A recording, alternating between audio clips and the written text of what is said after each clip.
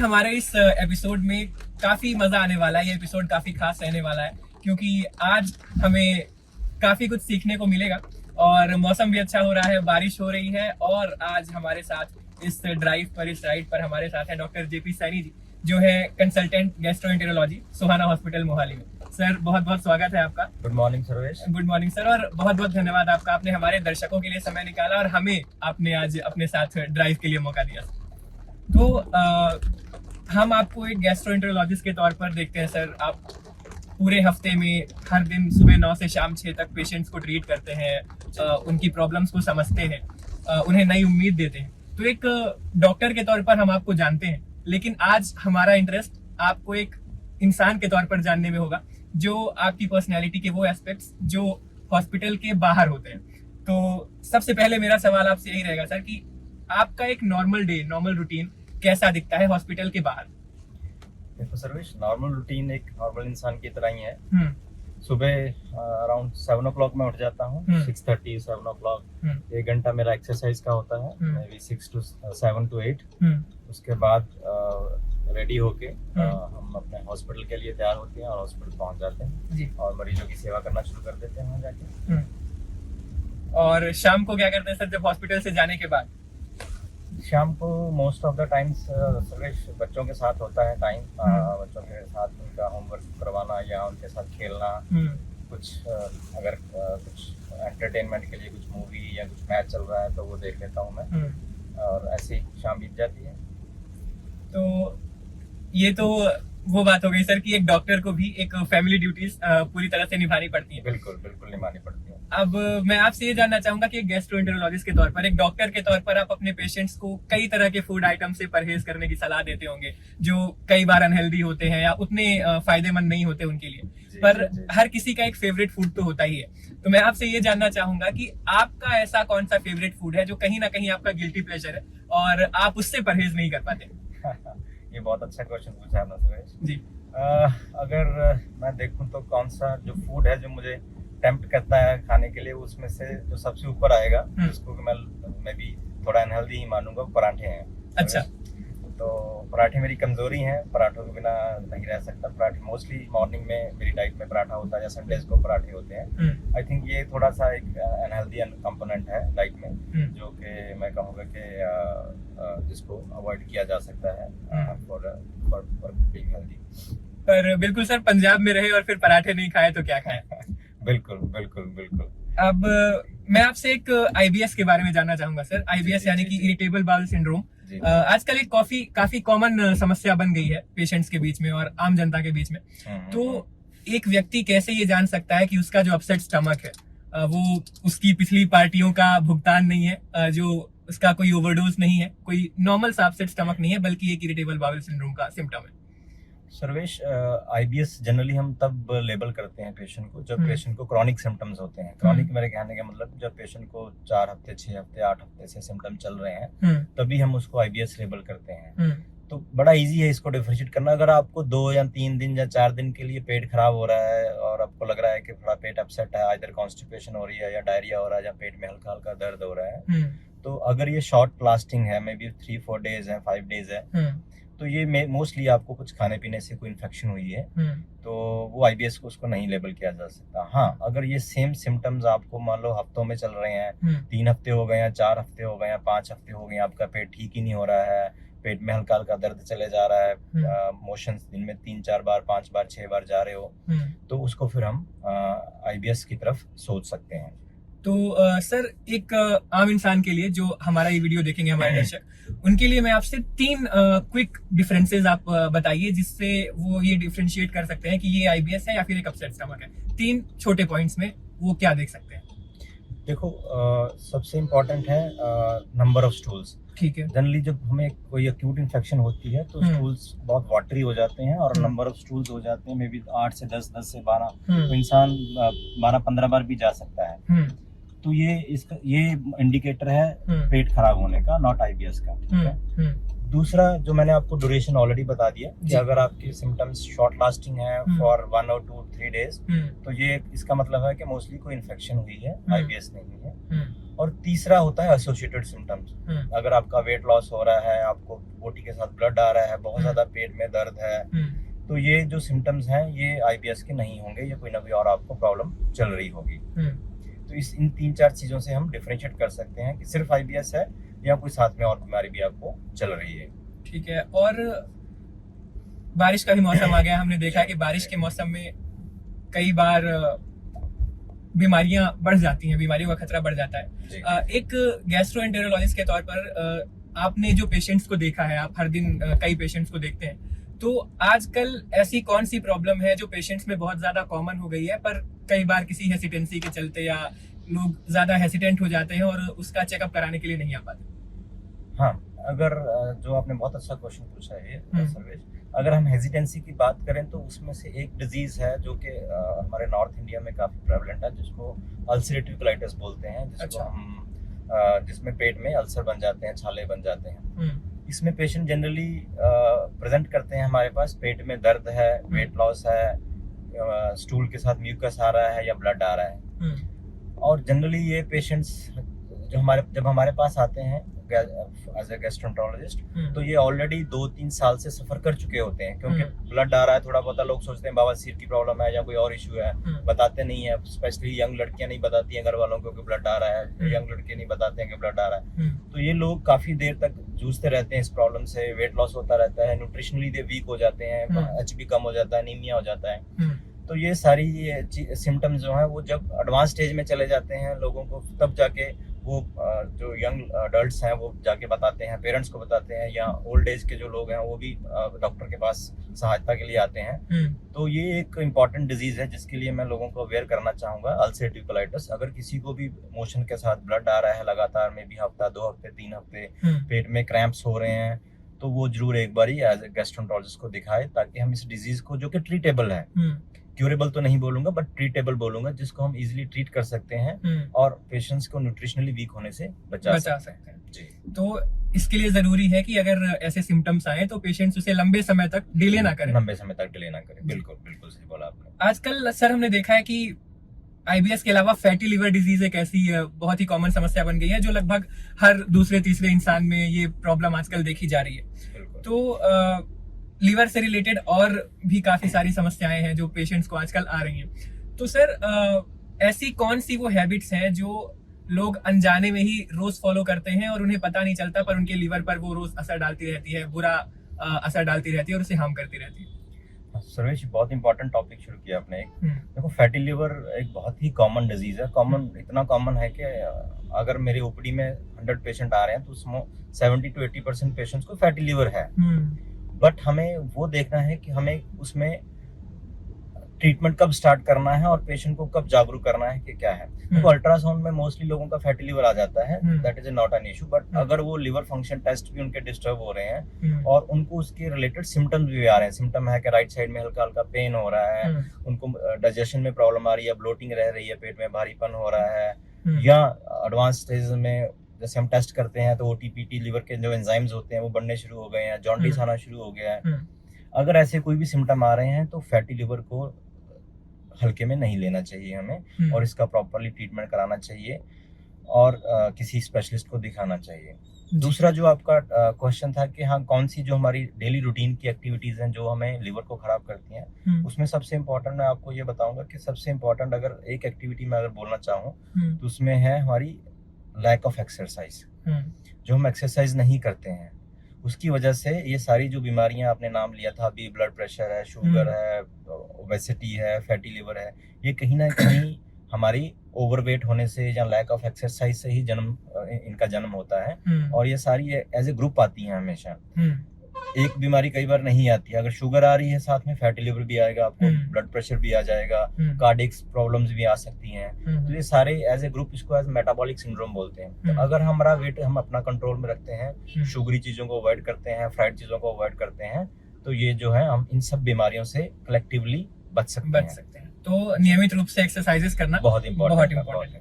अपने daily routine से 1 घंटा हर इंसान को निकालना चाहिए मेरे हिसाब से, चाहे वो 20 साल का है, चाहे वो 25 साल का, चाहे वो 30 साल का, चाहे वो 60 साल का है। और जितना जल्दी हम ये रूटीन अपनाएंगे उतना ही लॉन्ग टर्म हमें ये कॉम्प्लिकेशन से हम इनसे बच सकते हैं। लोग, मैं तो कहता हूँ कि 25 साल के बाद ही, 20 से 25 साल में लोगों को ये रूटीन स्टार्ट कर देनी चाहिए, क्योंकि शुरू में तो बच्चे स्कूल में जाते हैं, नहीं टाइम होता है उनके पास, और खेल कूद में लगे रहते हैं वो। चलो बच्चे खेल रहे हैं, ठीक है, वो भी एक टाइप ऑफ एक्टिविटी है।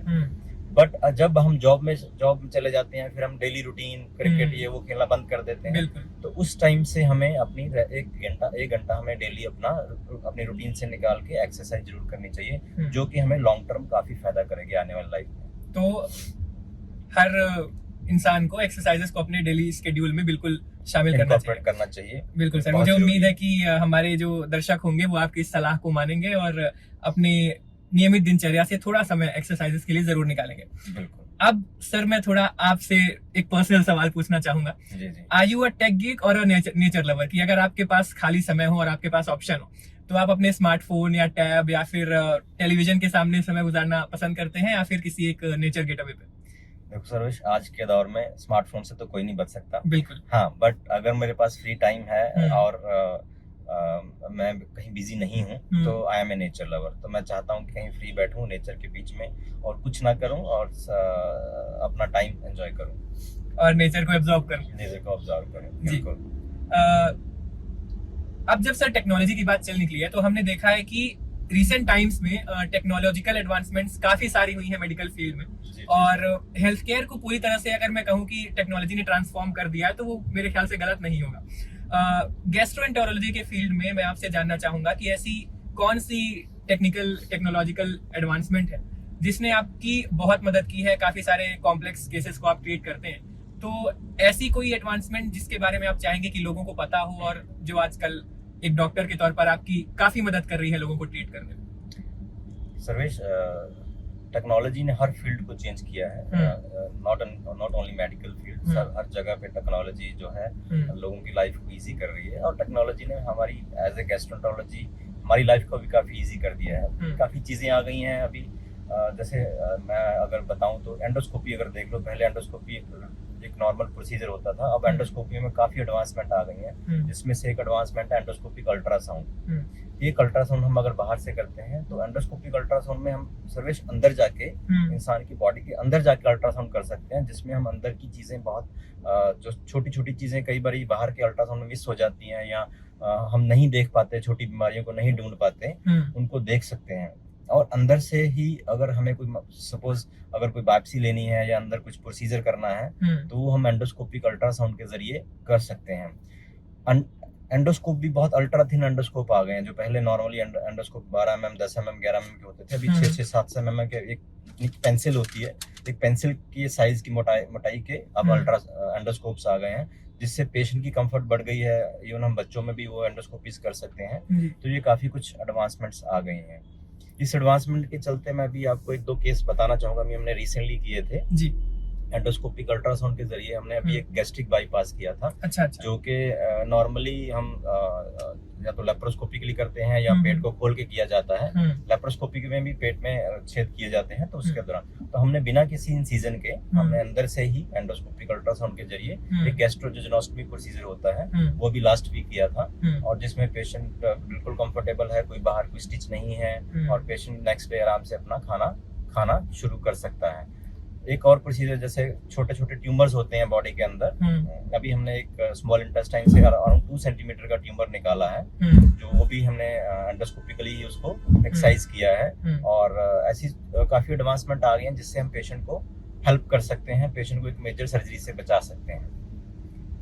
तो इससे पेशेंट्स का जो लॉन्ग टर्म आउटकम है, मुझे भरोसा है कि वो भी बढ़ जाता है और पेशेंट्स काफी हद तक इससे फायदा ले सकते हैं। पेशेंट की रिकवरी इजी हो जाती है, पेशेंट कंफर्टेबल रहता है, और आगे आने वाले टाइम में कॉम्प्लिकेशंस के चांसेस कम हो जाते हैं।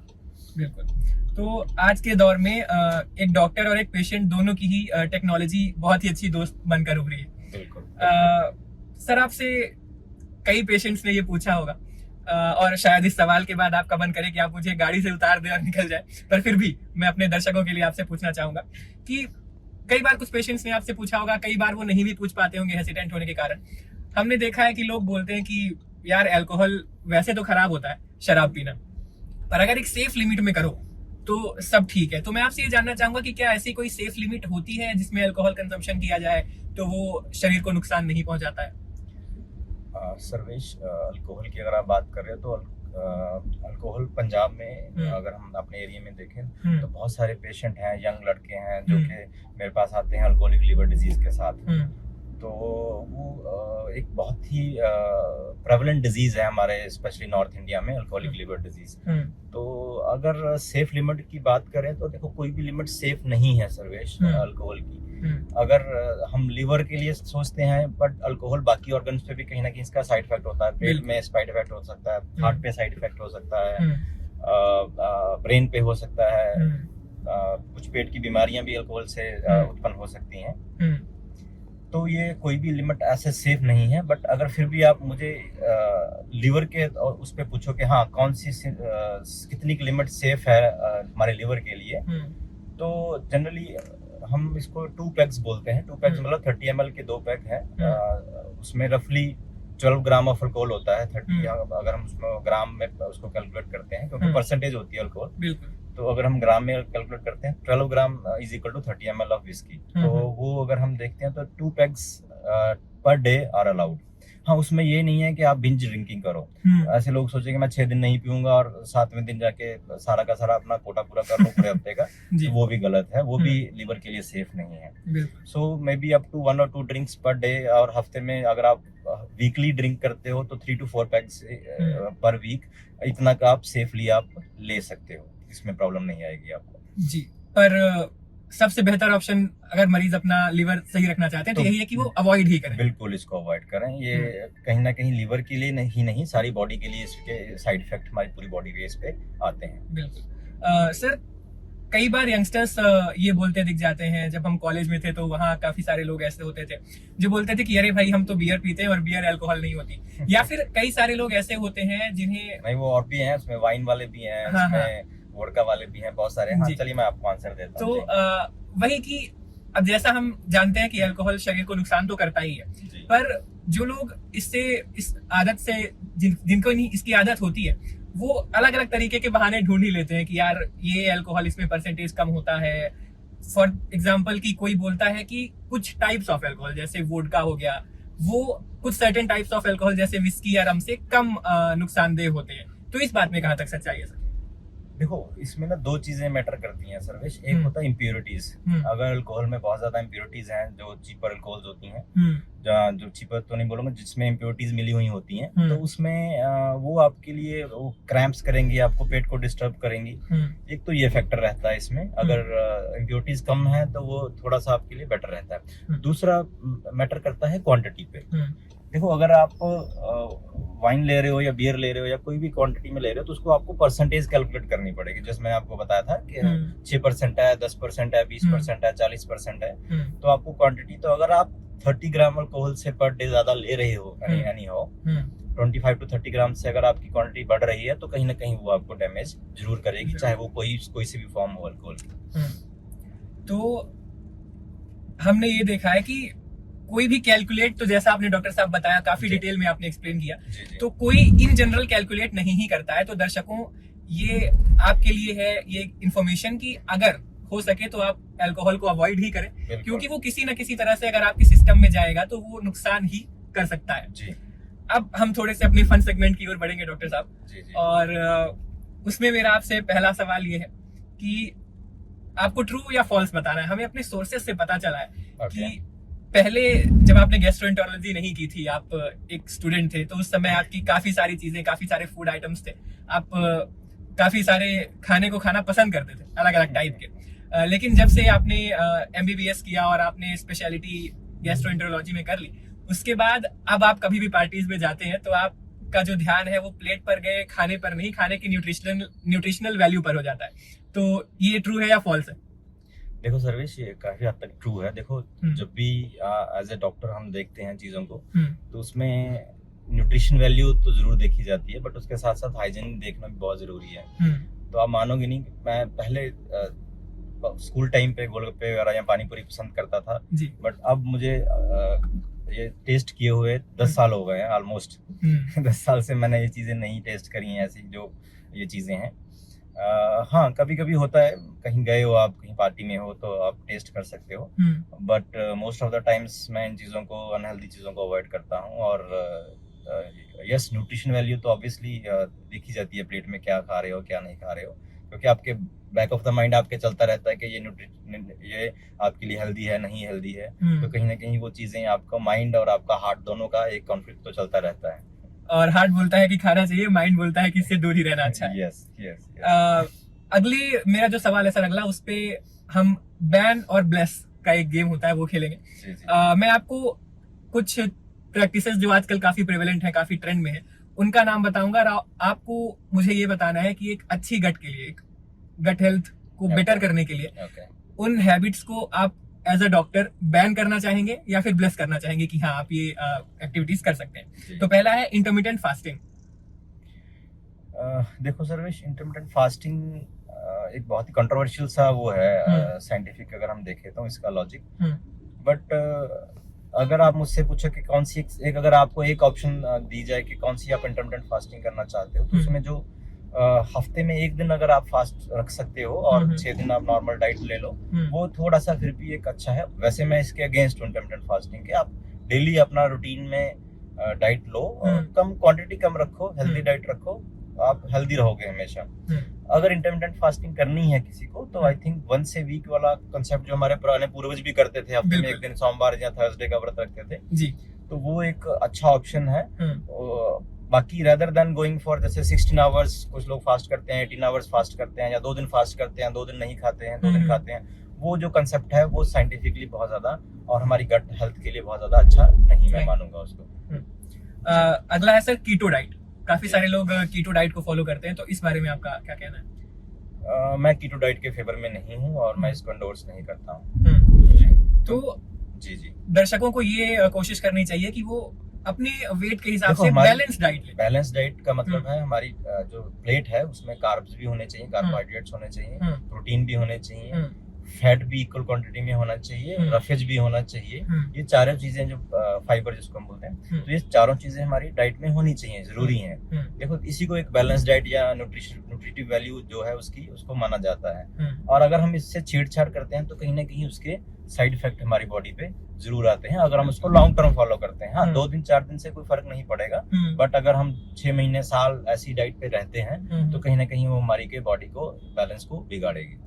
आजकल सोशल मीडिया जब से प्रचलन में आया है सर, हमने देखा है कि इंस्टाग्राम और यूट्यूब और अगर अदर सोशल मीडिया पर भी काफी सारे लोग डाइट एक्सपर्ट्स बन जाते हैं और डाइट्स देने लगते हैं। तो जो इंस्टाग्राम के जो डाइट ट्रेंड्स होते हैं, आप उनके फेवर में हैं या अगेंस्ट में हैं?